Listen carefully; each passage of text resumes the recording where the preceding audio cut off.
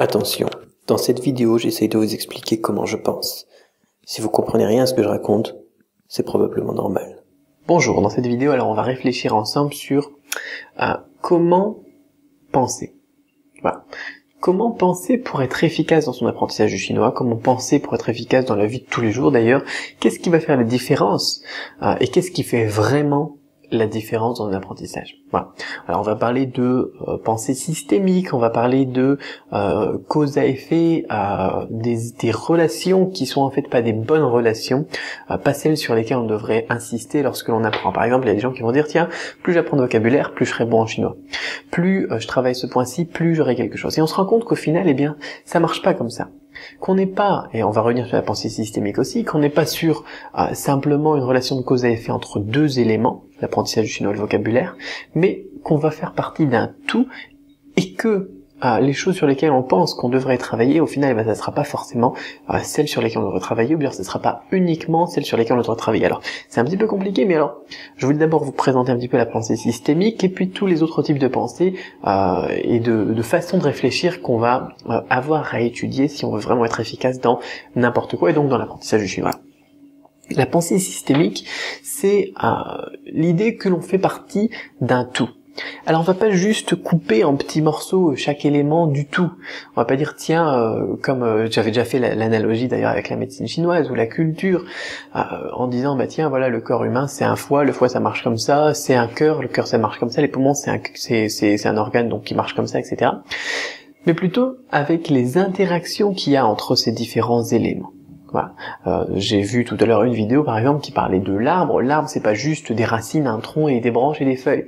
C'est aussi une interaction avec la terre qui va absorber donc des éléments dans la terre, une interaction avec l'air qui l'entoure, etc. Voilà, ça fait partie d'un tout et au final on comprend mieux l'importance de l'arbre quand on le voit dans le système ou l'écosystème d'ailleurs même dans lequel on le voit, que si on le découpait en petits morceaux. Voilà, au pire on le découpe en petits morceaux, c'est pratique quand on veut le mettre dans la cheminée, mais c'est tout quoi. On comprend pas plus l'utilité d'un arbre en le découpant.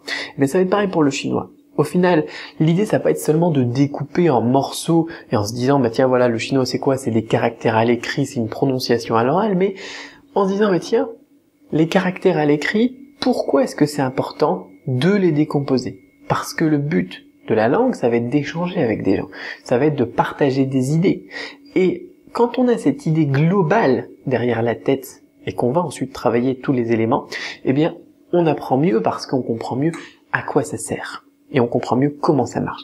Et on comprend pourquoi est-ce qu'on doit insister, par exemple, sur les composantes et l'étymologie, alors qu'on n'aura pas forcément besoin de beaucoup insister sur, par exemple, les règles de grammaire ou les classificateurs. Il y a des gens, les profs de chinois, si, par exemple, les classificateurs, vous les travaillez pas et vous les connaissez pas tous par cœur, etc., ils vont devenir dingues, ils vont se dire, oui, mais tu comprends rien au chinois, voilà, tu vas être nul, voilà, c'est foutu, ton examen il est raté, alors qu'on s'en fout complètement. Au pire, les classificateurs, si on met le classificateur général partout, eh bien, ça marche très bien le chinois. Le but, c'est de communiquer, le but, c'est d'échanger, voilà. Donc ça, c'est très très important de le voir comme ça, donc l'idée de la pensée systémique, hein, donc l'idée de voir le tout, de prendre du recul, c'est aussi quelque chose que l'on pouvait faire avec les cartes mentales. Les cartes mentales dont je vous ai parlé il y a pas longtemps dans une autre fiche pratique, eh bien, ça nous permettait de mettre nos idées et la fonction, le système, un petit peu l'ensemble sur papier ou sur ordinateur, et de voir vraiment sur quels éléments on va pouvoir travailler pour booster le tout. Voilà. Alors, culture chinoise, médecine chinoise, ou bien alors tout ce qui fait partie de la vie du quotidien, ça va être important de voir ça. Le but, au final, ça va être de travailler sur le but global. C'est vraiment ça qu'il faut garder à l'esprit. À quoi ça vous sert le chinois? Pourquoi est-ce que vous apprenez le chinois? Au final, ce sera peut-être même pas la même chose que votre voisin. Au final, si on s'en fout du vocabulaire de, je sais pas moi, de la famille, c'est peut-être pas grave pour vous et important pour votre voisin. Voilà. Donc ça, c'est très très important de garder à l'idée aussi votre but. L'idée, ça va être aussi de travailler sur l'efficacité. Toujours garder à l'esprit, hein, on continue sur notre réfléchissage sur la thématique de la pensée, je sais que ça se dit pas réfléchissage, mais c'est pas grave. Quel est l'élément qui va vous rendre vraiment efficace? Est-ce que ça va être de travailler sur votre vocabulaire? Ou est-ce que ça va être de travailler sur votre motivation? Et indirectement, le fait de travailler sur votre motivation, ça va vous booster l'ensemble. Là aussi, c'est important. J'en ai parlé, je sais plus quand, mardi ou mardi dernier, je sais plus, ou dans une autre vidéo que j'ai faite, enfin je sais plus du tout, mais c'est pas grave.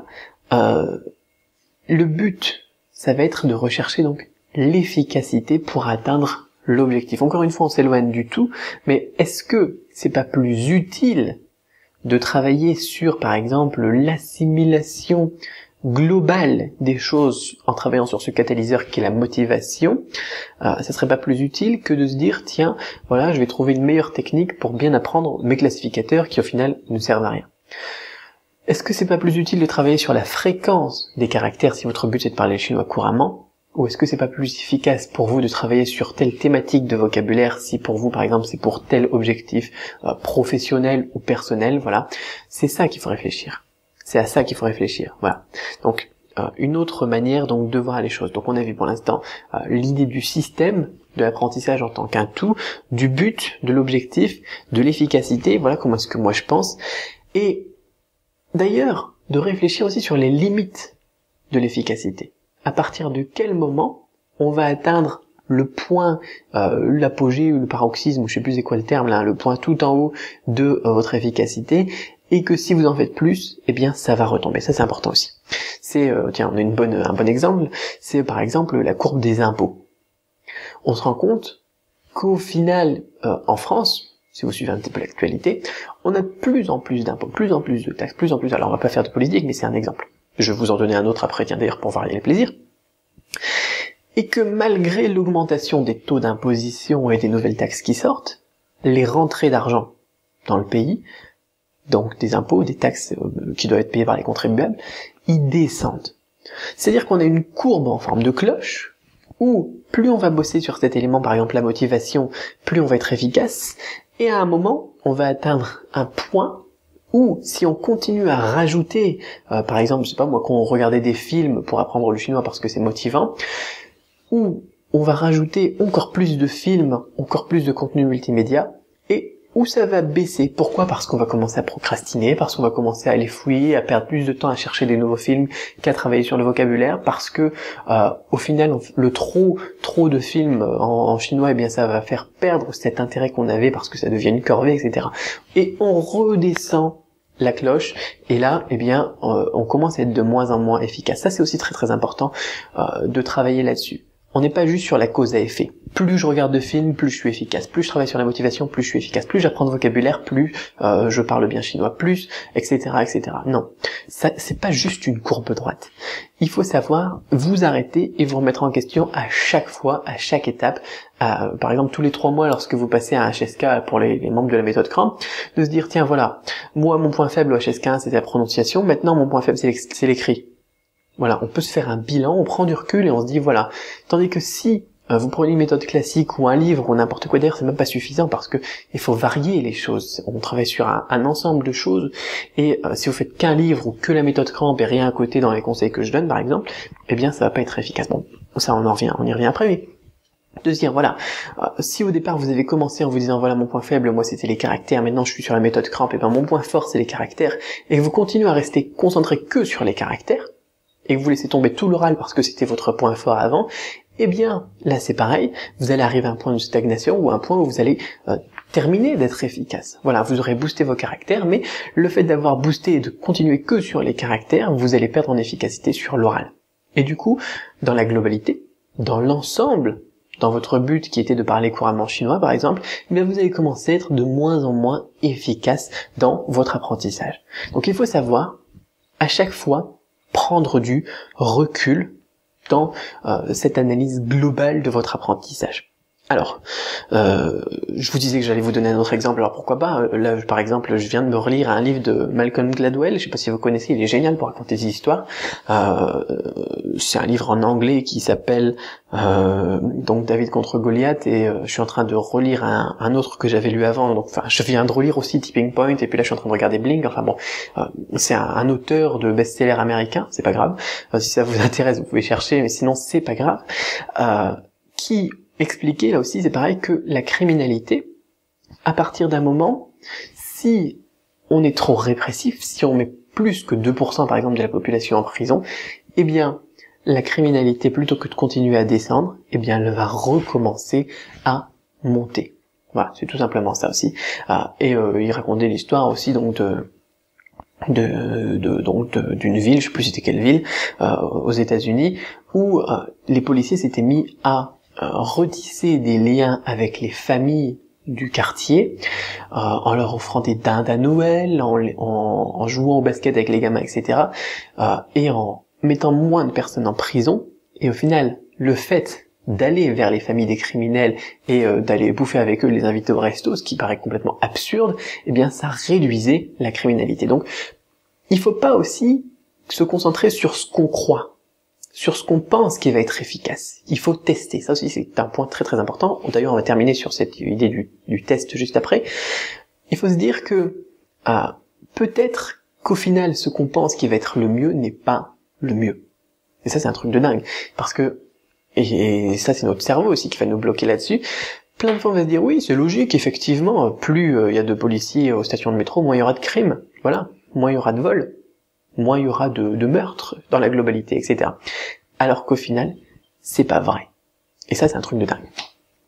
Les gens, ils se disent, bah tiens, voilà, si on disait, tiens, on va demander aux flics d'aller bouffer, d'aller inviter au resto les familles des criminels, on va penser, par exemple, que le crime va monter pour avoir des repas gratuits, pour avoir, je sais pas moi, des dindes gratuites, et puis trouver des activités sportives aux enfants qui nous coûteront pas, je sais pas moi, c'est quelque chose qui paraît complètement inimaginable pour notre cerveau. On va se dire, bon, non, c'est pas possible, voilà, c'est complètement pas possible, c'est impensable de se dire, on va aller inviter cette personne qui vient d'en tuer 3 autres au resto et on va en plus lui faire des cadeaux de Noël. Voilà. Alors qu'au final, c'est ce qui est le plus efficace. Et ça, c'est un truc de dingue. Bon, voilà. Donc, les limites de l'efficacité, ça c'est très très important. C'est comme de se dire, voilà, je sais pas moi. En fait, il faut tout simplement se dire que tout n'est pas blanc et tout n'est pas noir. C'est pas plus je fais ça, plus ça va monter. Il y a une limite. C'est pas je pense que c'est ça, donc c'est ça. Au final, c'est pas du blanc et du noir, c'est un petit peu de gris. Voilà. Par exemple, qu'est-ce qu'on pourrait avoir comme exemple ? On va penser, par exemple, que d'avoir des araignées partout dans la maison, c'est quelque chose de mauvais. Voilà. Trop d'araignées dans la maison, au final, c'est qu'il y a un problème. Notre maison, elle est pas saine, etc., etc. Et donc on va avoir tendance à écraser les araignées dans la maison. Voilà, ça c'est la réaction logique. On va se dire, voilà, j'ai des araignées partout, bon là il y a un souci, quoi, il y a un problème. Donc extermination, pulvérisation de produits toxiques, etc. Et puis terminer les araignées, et puis quand il n'y a plus d'araignées, on se dit tout va bien. Au final, c'est tout à fait le contraire. Et ça, il n'y a personne qui le sait, que le fait d'avoir des araignées partout dans la maison, d'avoir beaucoup d'araignées dans la maison, dans le jardin, eh bien ça signifie que l'environnement est sain. Et d'ailleurs pas pollué non plus. C'est-à-dire qu'il est sain au niveau de l'équilibre, on va dire, des insectes, etc.